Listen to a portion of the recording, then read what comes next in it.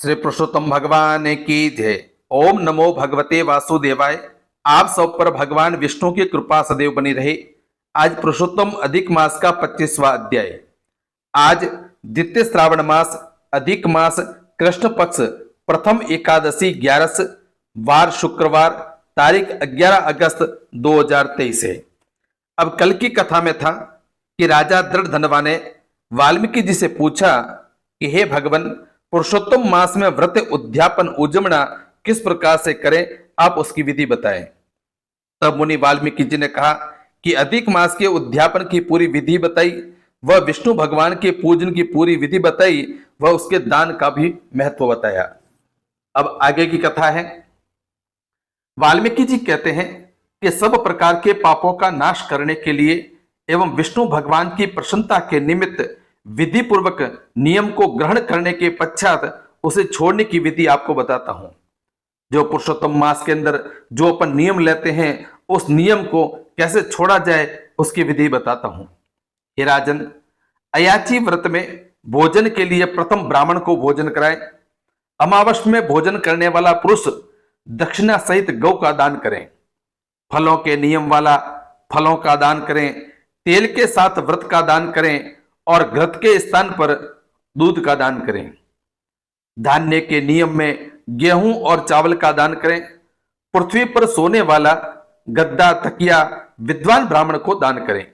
व्रत की पूर्णता के निमित्त यथाशक्ति से वजन की कांचे की परात अथवा थाली का दान करना चाहिए। उसमें मालपुआ अथवा उनके बनाने के योग्य कच्चे सामग्री व ऋतु के अनुसार फल रखकर पुरुषोत्तम भगवान के प्रीति के निमित्त उसका दान करें। इसके उपरांत सभी निमंत्रित ब्राह्मणों को स्त्रियों सहित श्री पुरुषोत्तम भगवान की सनित्य संकल्प करें और प्रार्थना करें कि हे श्री कृष्ण भगवान, हे प्रभु, इस लोक की तथा परलोक की मेरी समस्त इच्छाओं की आप पूर्ति करो। फिर आमंत्रित ब्राह्मणों के चरण भक्ति पूर्वक धोकर उनको भगवान का ही रूप मानकर उन्हें मुदित मन से भोजन करावें। संकल्प करें। संकल्प से द्रव्य केला, आम तथा अन्य प्रकार के फलों से तथा घृत से बने हुए मालपुए, पकवान, सुस्वादु व उड़द के बड़े, खांड के पर और घृत के बने घेवर, फैनी, तरबूज, ककड़ी का साग है, अदरक है, नींबू के रस से युक्त है, अन्य साग है और पके हुए आम, इस तरह से 6 रसों से संपन्न 4 प्रकार के भोजनों को जो गो घृत से महक रहा हो, विनम्रता पूर्वक श्रद्धा से ब्राह्मण को भोजन कराए। फिर बाद में पान व दक्षिणा दें। कत्था, सुपारी, चूना, इलायची, लौंग, कस्तूरी, जावित्री आदि से संयुक्त पान जो भगवान को अति प्रिय हो आदि सहित दान करें।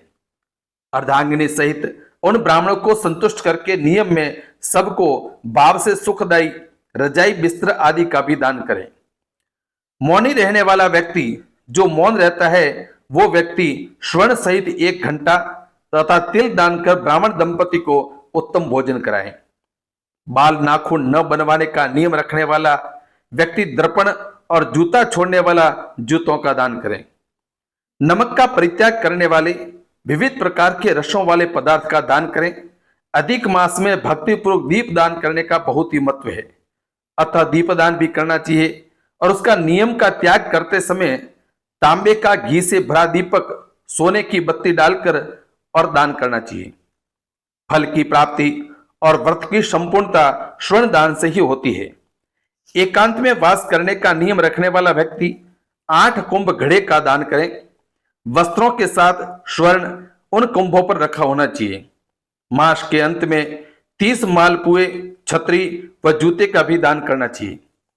इन सभी वस्तुओं को दान करने की सामर्थ्य अगर न हो तो यथाशक्ति 1 बैल इस प्रकार दान करें जो भार वहन करने योग्य हो। 1 अन्न से ही मुनि व सिद्ध व्यक्ति परम निर्वाण गति को प्राप्त करते हैं। अधिक मास में जो व्यक्ति केवल रात्रि में ही भोजन करता है, वह राजा होता है। दिन के प्रातः काल में देवता, मध्याह्न काल में मुनिगण, अपराह्न काल में पितृगण और साय काल में आत्मा का भोजन होता है। जो मनुष्य सब काल बिताकर भोजन करते हैं, हे राजन, जो मनुष्य सब काल बिताकर भोजन करते हैं, उनके ब्रह्म इत्यादि सभी पापों का शमन हो जाता है, पाप खत्म हो जाते हैं। इससे रात्रि में भोजन करने वाले को सर्वाधिक पुण्य की प्राप्ति होती है। अधिक मास में उड़द को न खाने वाला व्यक्ति सब पापों से मुक्त हो जाता है। जो ब्राह्मण होकर कोल्हू चलाता हो तो हे राजन वह पापात्मा होता है और तिलों की संख्या के बराबर वर्ष तक वह रौरव नरक में पड़ा रहता है। अधिक मास के शुक्ल पक्ष की कृष्ण पक्ष की एकादशी द्वादशी के दिन उपवास रखने वाला व्यक्ति गरुड़ पर चढ़कर और विष्णु लोक को प्राप्त करता है। दसवीं और द्वादशी के दिन एक समय भोजन करके भगवान की प्रसन्नता के लिए भक्तिपूर्वक व्रत करने वाला वो स्वर्ग को प्राप्त करता है। कुशासन त्याग कर किसी प्रकार न होना चाहिए। कुशा यानी डाब, डाब परम पवित्र है। इससे मल मूत्र रुधिर श्लेष्मा आदि कभी नहीं पहुंचना चाहिए। ऐसा करने वाला नरक का कीड़ा बनता है। डाब के मूल में ब्रह्मा, मध्य में भगवान जनार्दन और अग्रभाग में शंकर भगवान का निवास होता है। नास्तिक पुरुष द्वारा कुशा का उखाड़ना यानी डाब का उखाड़ना, कपिला गाय का दूध पीना वर्जित है। वह कुशासन पर न बैठे, यज्ञोपवीत को धारण न करें, न वैदिक क्रियाएं करें। इनके विरुद्ध चलने वाला नास्तिक जो पुरुष है वो पितरों को लेकर डूबता है। 14 इंद्र होने तक महानरक में पड़ता है। इसके पश्चात वह मृगा, शुअर व वानर की योनि प्राप्त करता है। जो नास्तिक होता है, जो भगवान को नहीं मानता है, उसको ओमकार मंत्र का जप नहीं करना चाहिए। यदि किसी तरह व्रत भंग हो जाए तो नेत्र रोग अथवा कुष्ठ रोग पैदा हो जाते हैं। हे राजन, ब्राह्मण के आशीष पाकर ही विद्वान व्यक्ति स्वर्ग को प्राप्त करते हैं। अतः श्री पुरुषोत्तम महात्म्य 25वां अध्याय संपूर्ण। आपको ये अध्याय वीडियो कैसा लगा कमेंट करके बताएं व चैनल को सब्सक्राइब व लाइक करें व कमेंट में जय श्री कृष्ण अवश्य लिखें।